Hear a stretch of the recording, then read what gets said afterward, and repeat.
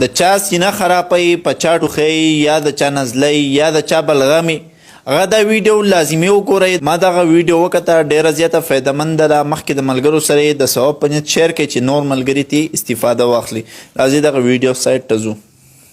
زمونږ یو ملګري سلیم د کوهاټ نه رابطه کړې ده او تپوس کوي چې حمد بھائی موسم یخ دی، زمونږ زکامي، سینم خرابوي، مریم خرابوي، زمونږ تبی دي سره. نو موږ ته داسې یو ریسیپي وښیه چې هغه موږ وکړو او زمونږ دا نزله، زکام او دا ټولې مسلې حل شي.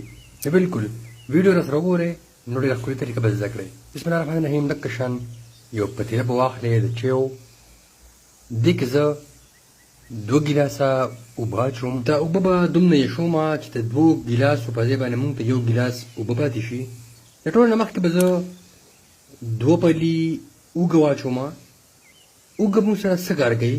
زمونږ په جسم کې چې کومه بکټیریا ده یا کوم جراثیم دي هغه ختموي او زمونږ جسم مضبوطوي. اوس په واچومه 2 ټوکرې ادرک. ادرک موږ سره څه کار کوي؟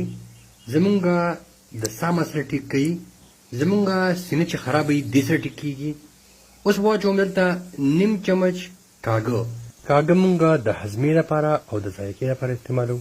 اوس په دا ځای د 1/2 نه کمه چمچ کورکمن واچومه. کورکمن مونږ سره څه کار کوي؟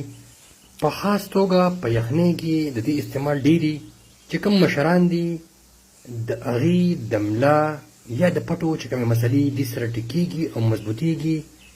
اوس په دې ځای کې واچومه د 1/2 نه کم چمچ توره چې او دغه شان دا به ښه طریقه باندې وډړمه چې دا ټولې مسالې چې ما کومې ور واچولې دا دغه شان حل شي یو بل سره. او دې ځای کې به یې پرېږدې پوره 3 منټو لپاره په تیز اور باندې. نو تاسو وګورئ 3 منټه شوي دي او دا موږ سره اوبه کمې شوي دي، یعنې تقریبا 2 کپه اوبه مې اچولې وې، دا موږ سره دلته 1 کپ پاتې شوي دي. دومره ما یې اچولې دي، خړکولې مې دي. نو اوس تاسو ته ښیم. بسم الله الرحمن الرحیم. د چایو چاڼ به راواخلئ او دغه شان دا به چاڼ کې دې کې ما چیني نه ده اچولې.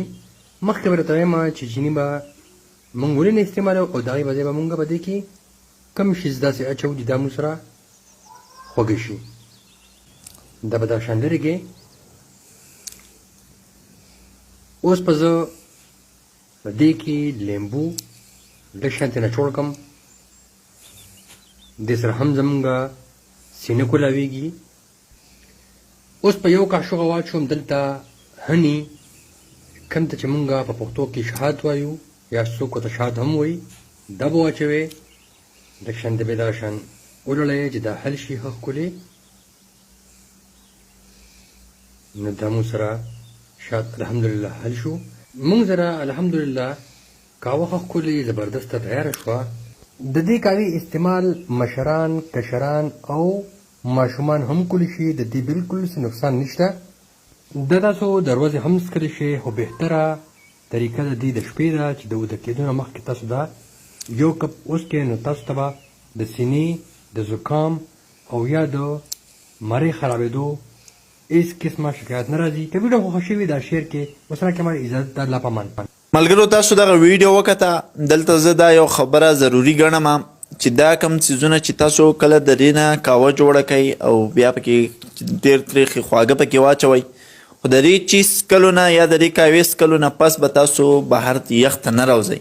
کوشش به صرف دا کوئ چې کله تاسو دغه قهوه استعمال کړئ، دغه تور چای استعمال کړئ، نو ځان به یخوئ نه، بل چې بهر راوځئ ځان نه به کمبل، خوله، پوزه چې دا به پټوئ چې داسې نه تاسو منتې هوا ولګي او ستاسو ته پالج اټیک وشي. ملګرو امید ساتم چې ویډیو به ستاسو خوښه شوې وي. ویډیو مخکې د ملګرو سره شیر کړئ. ما ته اجازه راکړئ. خپل روح خپل کوربه ولي الله ته. والسلام.